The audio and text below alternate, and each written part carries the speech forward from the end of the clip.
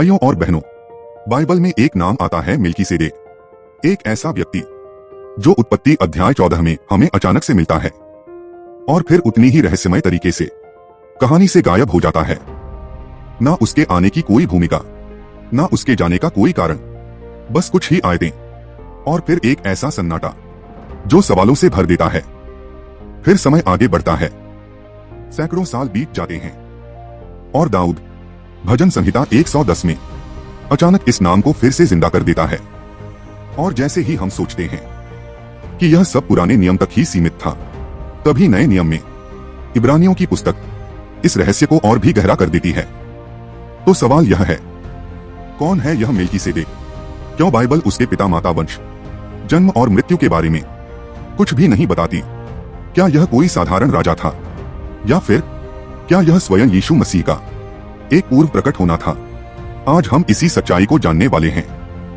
लेकिन उससे पहले, अगर आप इस चैनल पर नए हैं तो वीडियो को लाइक करें, चैनल को सब्सक्राइब करें, इसे शेयर करें और कमेंट करके जरूर बताएं आपको क्या लगता है, मेल्कीसेदेक कौन था? अब चलिए इस रहस्य की पहली परत को खोलते हैं। भाइयों और बहनों, अब हम सीधे चलते हैं उत्पत्ति अध्याय 14 में।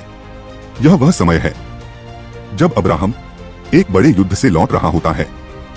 उसने 4 शक्तिशाली राजाओं को हराया और अपने भतीजे लूत को छुड़ाया। अब्राहम थका हुआ है, लेकिन विजयी है। और तभी बाइबल कहती है कि एक राजा उससे मिलने आता है। ना कोई परिचय, ना कोई वंश, ना कोई इतिहास, बस एक नाम, मेल्कीसेदेक। वह शालेम का राजा था और परम प्रधान परमेश्वर का याजक। भाइयों और बहनों, यह बात बहुत गहरी है। उस समय याजक और राजा अलग अलग होते थे, लेकिन मेल्कीसेदेक दोनों था, राजा भी और याजक भी। वह अब्राहम के लिए रोटी और दाखरस लेकर आता है और उसे आशीष देता है। जरा सोचिए, रोटी और दाखरस, क्या यह आपको किसी और की याद नहीं दिलाता? और फिर एक ऐसा काम होता है जो पूरे दृश्य को बदल देता है। अब्राहम, जो विश्वास का पिता कहलाता है, वह मेल्कीसेदेक को दशमांश देता है। भाइयों और बहनों, बाइबल में छोटा बड़े को दशमांश नहीं देता, बल्कि बड़ा छोटे को आशीष देता है। तो फिर सवाल उठता है, क्या मेल्कीसेदेक अब्राहम से भी बड़ा था? और अगर हाँ, तो वह कौन था? और फिर जितनी अचानक वह आया था, उतनी ही अचानक वह चला भी जाता है। ना कोई विदाई, ना कोई आगे की कहानी, बस एक रहस्य जो हमारे दिल में सवाल छोड़ जाता है। और यही सवाल हमें अगले भाग की ओर ले जाता है। भाइयों और बहनों, अब जरा मेल्कीसेदेक के नाम पर ध्यान दीजिए। मेल्की का अर्थ होता है राजा और सेदेक का अर्थ होता है धार्मिकता, मतलब धार्मिकता का राजा। और वह शालेम का राजा था। शालेम का अर्थ होता है शांति, मतलब शांति का राजा। अब जरा सोचिए, धार्मिकता का राजा और शांति का राजा। बाइबल में यीशु मसीह को भी हमारी धार्मिकता कहा गया है और उन्हें शांति का राजकुमार कहा गया है। क्या यह सिर्फ एक संयोग है, या फिर परमेश्वर जानबूझकर हमें कोई संकेत दे रहा है? और फिर बाइबल उसके बारे में एक भी बात नहीं बताती, ना उसके पिता का नाम, ना उसकी माता का नाम, ना उसका वंश, ना उसका जन्म, ना उसकी मृत्यु। भाइयों और बहनों, पुराने नियम में किसी भी बड़े व्यक्ति का वंश जरूर लिखा गया है, लेकिन मेल्कीसेदेक के लिए बाइबल अचानक चुप हो जाती है।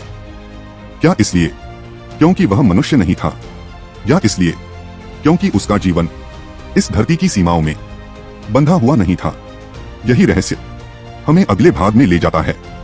भाइयों और बहनों, समय बीतता है, सैकड़ों साल गुजर जाते हैं और दाऊद बोलता है, भजन संहिता 110 में, यहोवा मेरे प्रभु से कहता है, मेरे दाहिने बैठ, जब तक मैं तेरे शत्रुओं को तेरे पाँव की चौकी न बना दूं।